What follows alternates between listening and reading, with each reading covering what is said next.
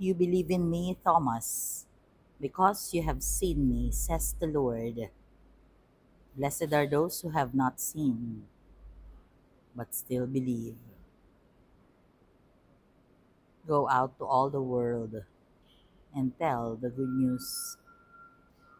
Blessed Thursday, everyone. Today we celebrate the feast of Saint Thomas, the Apostle. We praise and thank you, dear God, for the gift of life, the gift of love, the gift of family, of community, of belongingness, and the gift of today. Thank you very much for the gift of faith. Thank you for our faith. As I recall,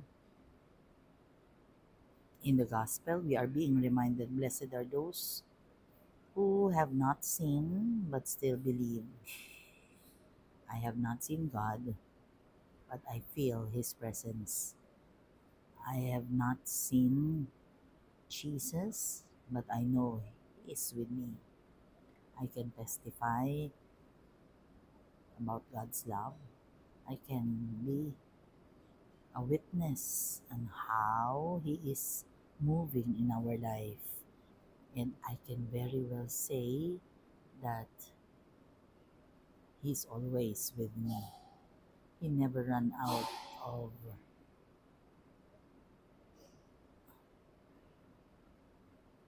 instances in my life wherein I doubted His presence, because it's always Him that I know who makes things possible. I always acknowledge that everything that is coming our way is because He is so merciful. Just like the other day, yung sasakyan ni Madel, biglang tumirik, biglang hindi umandar. So may diferensya. Pero anong sinabi ko? Instantly, naisip ko, buti gano'n na lang. Kasi yung mga ibang siraang sasakyan na aksidente. Pagkatapos, narinig ko, sabi ni Lorraine, kukuhanin daw ni Kuya Marvin yung sasakyan niya, papahiram niya kasi kawawa naman sila, malayo sila, nasa Antipolo sila, so inoffer niya. Hindi ko alam kung inoffer niya, basta pag merong problema sa sasakyan, yung sasakyan ni Lorraine readily available, so i-pick upin lang ni Marvin, pagkatapos gagamitin nila kung ilang araw gagawin na sasakyan nila. Sabi ni Lorraine, tama ba yun? Sabi ko, ganun magmahal si Lord eh. Inararamdam niya kay Ate Delmo na mahal niya si Lord kasi nandiyan yung sasakyan mo. Ganun ka kasi magmahal sa ate mo. So, everything is acknowledging that God is always present. Yung Diyos na totoo, yung walang pagdududa na these are all because of God, not because of us. Hindi naman kami mayaman para magkaroon ng reserbang sasakyan. No, it's not reserbang sasakyan. Yun ay ginagamit din ni Lorraine. And incidentally, ilang araw na nga siya sa diretso sa office. Kailangan niya yon, umuulan, kaysa magmotor, syempre magsasakyan. Pero, yung pagpapahiram niya sa ate niya is because of God's love. Because mas kailangan nila, malayo ang bahay nila.